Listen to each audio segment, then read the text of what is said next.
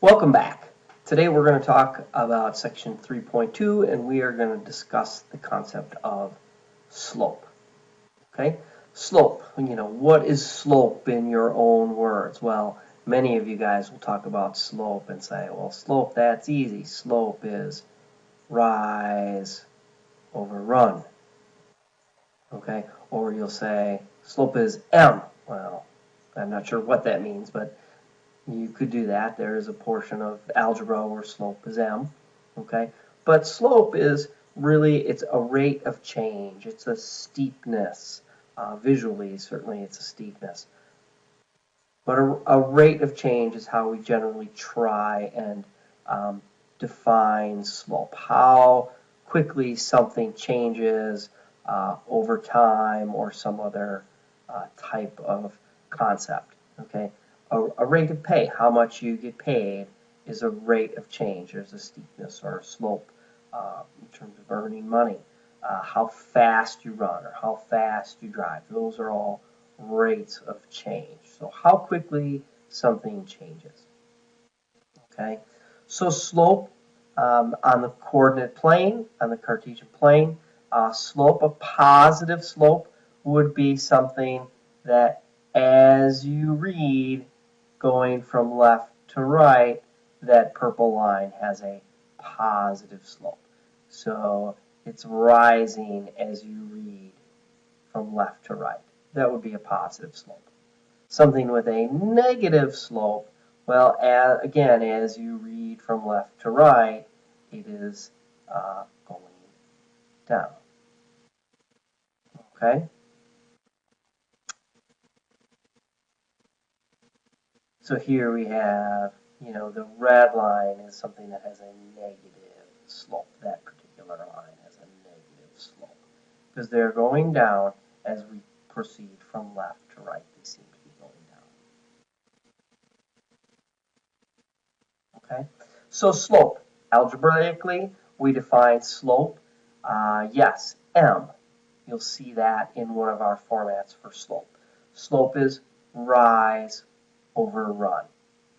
Okay?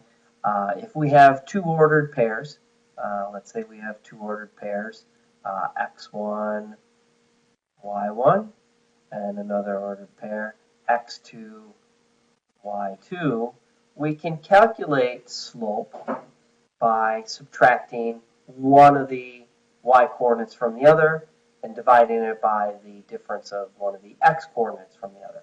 Be careful with y2 and y1. If we start with y2, if we start with this ordered pair on the right-hand side, we take y2 minus y1, we get to go back to that same ordered pair, x2 minus x1. So that's really all those subscripts mean. It means if we start with the y coordinate of one ordered pair, we have to use the x coordinate of that ordered pair in the same spot. Okay, so we couldn't use x1 down here minus y1. We wouldn't get the correct slope. So, and then another way you'll see slope written is this change in y divided by change in x. And that triangle, I think we've seen this before, that is just kind of a symbol for change. So delta or change. Change in y over change in x. Again, slope is rise over run. Rise is y's, so we have the y's on top, so we rise to the top. So we always know y's divided by x's. So given two ordered pairs, we can always calculate our slope. And simply taking our y coordinate and subtracting one from the other. So starting with our y's, I take negative 5 minus 9. So let's go ahead, y2 minus y1 over x2 minus x1. So negative 5 minus 9, all divided by 3. I got to go back to that same ordered pair. 3 minus a minus 6. So in calculating our slope, negative 5 minus 9, that would be negative 14 divided by 3 plus 6, which is 9. So our slope, negative 14 ninths. Well, one of the things that sometimes we get confused about is the slope of a horizontal line versus a slope of a vertical line. Okay, so let's take a look at this visually. Let's look at our horizontal line. Horizontal line, okay, straight line, something like that. So think about a roller coaster. If we're on a roller coaster and it's just going just along, flat along the ground like this, moving straight, no pitch at all, should be careful with that, but just along no hills or anything, that's not much fun. That is zero fun. That is not a lot of fun. So let's say we're on a roller coaster. Now we got something that has a little bit of pitch to it. That's a little bit more fun, isn't it? That's more fun. Okay, so now we're going downhill, so we're a little bit more fun. How about if it gets a little steeper? Wow, that's even more fun. Wow, I really like that. That is more fun. Okay, I'm really excited. I'm enjoying that. That's steep. That's thrilling, kind of fun. But now, what if I just go drop straight down like that? How fun is that? Now my roller coaster, just a vertical line. I'm going straight down. That's an indescribable amount of fun. Undefined fun. I had so much fun I can't even define it. So you can see here, as we go through, as our roller coaster goes from something that's just flat and horizontal, not a lot of fun, but as it gets more and more vertical, tougher and tougher to describe, now we've got an undefined amount of fun. So now we know if we have a line that's perfectly vertical like that, okay, so say that might be, I think that's x is negative 7. That particular line is an undefined amount of fun. That is an undefined slope.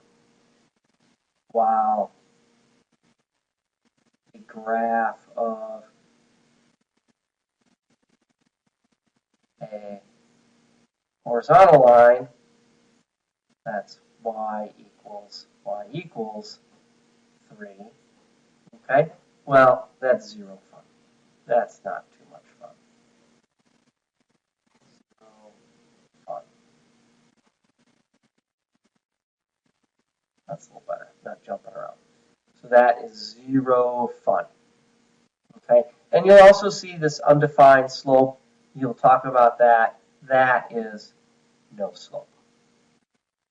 Okay, but I don't like using no slope too much. That's algebraically, that's correct to say no slope for undefined, but we often confuse no or none with zero, and they're not the same. So I prefer undefined versus zero.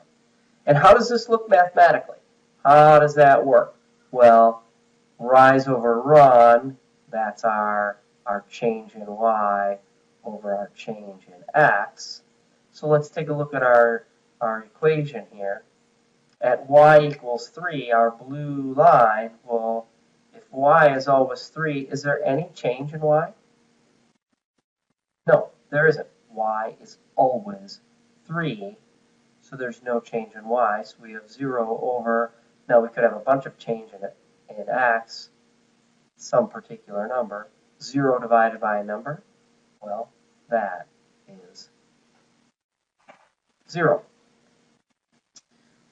Whereas if we have the equation x equals negative 7, well, our slope, to calculate slope, change in y over change in x, okay? Let's take a look at that. Change in x is always negative 7. Well, doesn't matter what y is, x is always negative 7, so our change in x is 0. We're going to have some number on the top. Well, 0 is underneath, so that particular slope is undefined. So, sure enough, x, a vertical line, has an undefined slope. because there is 0 change in x, and we have 0 in the denominator of our slope equation, and so that makes a lot of sense. So the sooner you can, recognize the difference between 0 slope and undefined slope, and realize that 0 in the numerator is 0, 0 underneath in the denominator is undefined, the better your math career is going to go. And the final thing for this video, we're going to take a look at converting something from standard form into slope-intercept form.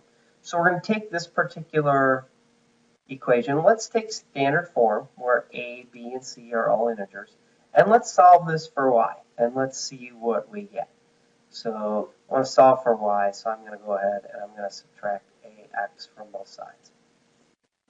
Okay, so once I do that, now I have by equals negative ax plus c. Well, I haven't solved for y yet. I've got by here. So I have to divide every single term by b. And I get y equals the opposite of a over bx plus c over b. Okay. Well, we haven't talked about slope-intercept form, but I know you guys have seen slope-intercept form in the past. And slope-intercept form is y equals mx plus b, where m, or the coefficient on x, is the slope, and b, or 0b, is our y-intercept. So if we go back and take a look now at our y equals negative abx plus c over b, well, sure enough, negative a over b is the same as m. It's in the same location as the coefficient on x. And c over b is going to be some constant. So as it turns out, in standard form, slope is the opposite of a over b. So let me show you why. Again, now let's do something with numbers. 3x minus 4y equals 12. So we put numbers in for a and b. Now let's go ahead and solve for y. So I'm going to subtract 3x from both sides. We get negative 4y equals negative 3x plus 12. I haven't solved for y yet. I got to divide by negative 4. Be careful. So when I get y equals negative 3x over negative 4, that's 3/4 minus 3/4 x minus 3. So now we're in slope-intercept form, and you guys would tell me the slope is 3/4.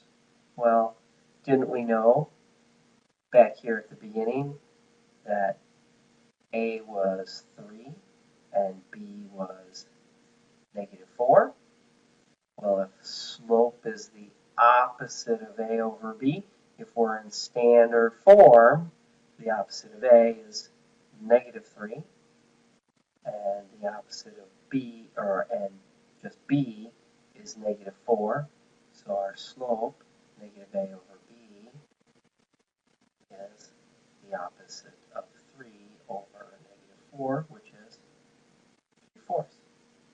So if the slope of our line is 3/4, well, we can get it by writing it into slope-intercept form and seeing what m is, seeing what the coefficient on x is.